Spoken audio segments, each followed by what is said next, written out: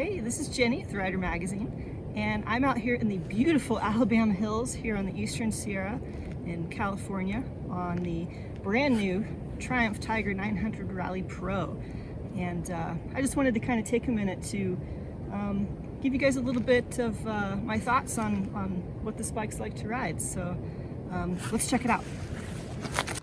Okay, so first off, what I want to do is draw your attention to these brakes. So these are Brembo Stylema calipers, which are normally only found on superbike type motorcycles. So excellent stopping power, great feedback. I have zero complaints about those.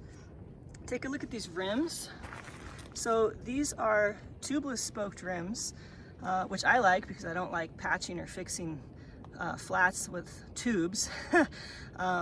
And if you wanted to, if you wanted to do some really hardcore off-road, you could always put a tube in there, if you wanted to run those low tire pressures.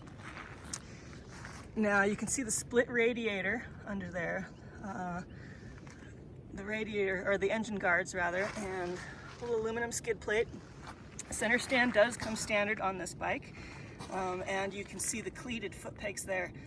The rubber inserts have been removed, which, I still didn't even notice a whole lot of vibration coming through there. So very smooth.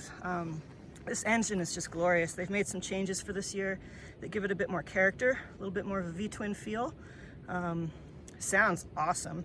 And, it makes more than enough power.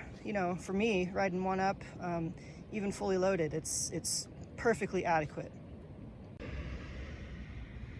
All right, up here at the business end, so I've got this bike turned almost so that the sun is directly on the TFT display.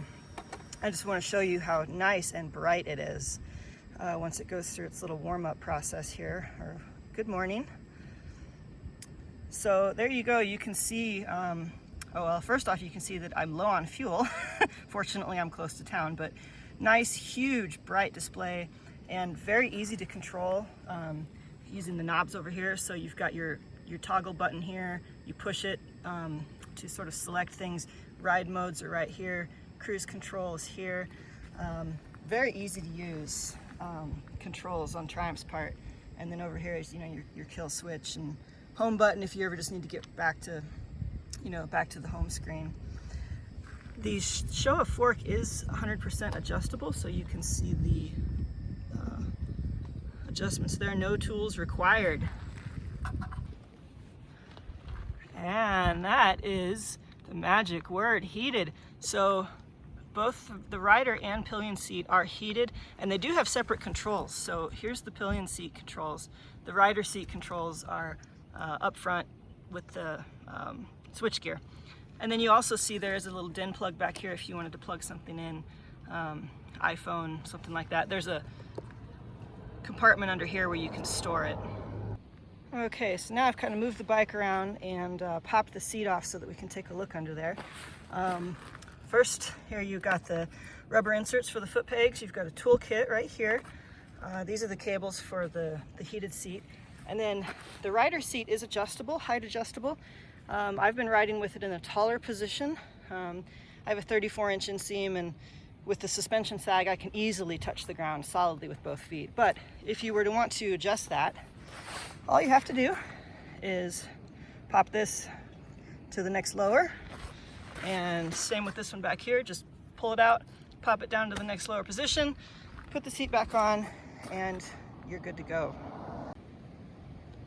And then the last thing I want to touch on really briefly is just this rack. It's nice and wide. I do like the fact that it's got these areas here where you can clip a bag on, or there's sort of plenty of space to strap things on, clip things on, all that good stuff. And we actually also discovered that this hole is a perfect water bottle holder. Don't know if they planned it that way, but I like it. All right, so riding impressions. So the bike makes plenty of power, more than enough for me, certainly riding one up, even fully loaded. Not so much that when you're off-road, you feel like you've got a bike that's going to be a little bit out of control. And speaking of off-road, this thing's great. This Showa suspension is just amazing. They did a fantastic job with it. It's plush, it's responsive. Even when you wick up the pace, it just gets better. One of the dirt roads here is pretty washboarded out, and it just soaked it right up. Hit a few G-outs, never bottomed out, you know. Now granted, I wasn't pushing it terribly hard. You know, I am out here alone, and well, you know, don't want anything bad to happen, but for normal mortal humans, this is a fantastic adventure motorcycle, I have to say. Wind protection is good. It's got the handguards that come with it. Cruise control is standard. Heated grips are standard. Heated seat is standard. This bike really is just kind of ready to hit the road, or the off-road, or the dirt road, or kind of wherever you want to take it. And that's the beauty of it, is you never feel like you're going to be limited in any way. I like it, and that's what I've got to say. Thanks for listening, and don't forget you can check out the whole review on ridermagazine.com.